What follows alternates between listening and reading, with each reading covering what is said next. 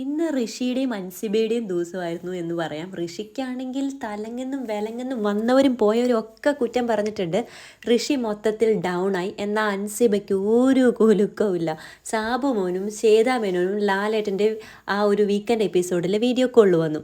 എന്നിട്ട് സാബു മോനാണ് പറഞ്ഞത്, ഒരു ബോധവും പൊക്കണവും ഇല്ല HR-ന്, അതായത് ഋഷിക്ക്.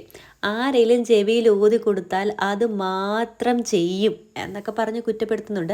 അതുപോലെ തന്നെ അൻസിബ ഋഷീനെ അടിമയാക്കി വെച്ചിട്ട് പണി ചെയ്യിപ്പിക്കുമായിരുന്നു എന്ന് വരെ സാബുമോൻ പറഞ്ഞിട്ടുണ്ട്.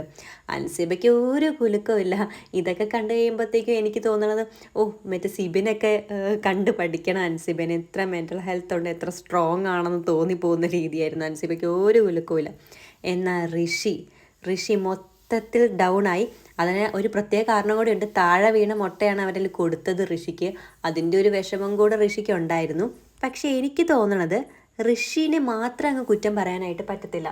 കാരണം എന്താണെന്ന് വെച്ചിട്ടുണ്ടെങ്കിൽ, ഓണേഴ്സ് പറയണതല്ലേ ഒരു HR-ന് ചെയ്യാൻ പറ്റുള്ളൂ. ഓണേഴ്സ് ഒരു ഹോട്ടലിൽ താമസിക്കുമ്പോൾ ഉറപ്പായിട്ടും ഓണേഴ്സ് പറയണതാണ് കേൾക്കത്തുള്ളൂ. സാധാരണ ഒരു 5 സ്റ്റാർ ഹോട്ടലിൽ ഓണേഴ്സ് അവിടെ എപ്പോഴും ഉണ്ടാവില്ലല്ലോ. അപ്പോൾ HR-ന് സ്വന്തമായിട്ട് ഡിസിഷൻസ് ഒക്കെ എടുക്കാനായിട്ട് പറ്റും.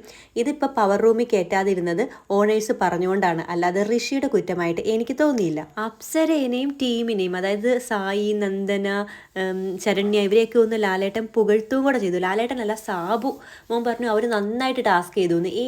ഏത് 5 സ്റ്റാർ ഹോട്ടലിലാണ് പിരിച്ചുവിട്ട തൊഴിലാളികൾ മുമ്പിൽ ഇരുന്നിട്ട് അവിടെ വരുന്ന ഗസ്റ്റിനെയൊക്കെ എന്ന് വിളിച്ചിട്ട് കാര്യങ്ങളൊക്കെ ചെയ്യണത്?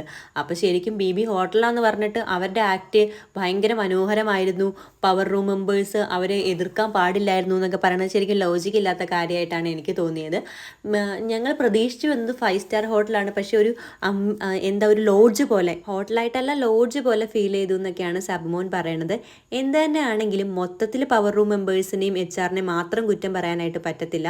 BB ഹോട്ടൽ പൊളിയാനായിട്ട് സായിയും സംഘവും ഒക്കെ ഒരു കാരണമായിട്ട് എനിക്ക് തോന്നി. നിങ്ങളുടെ അഭിപ്രായം കമൻറ്റ് ചെയ്യാൻ മറക്കല്ലേ.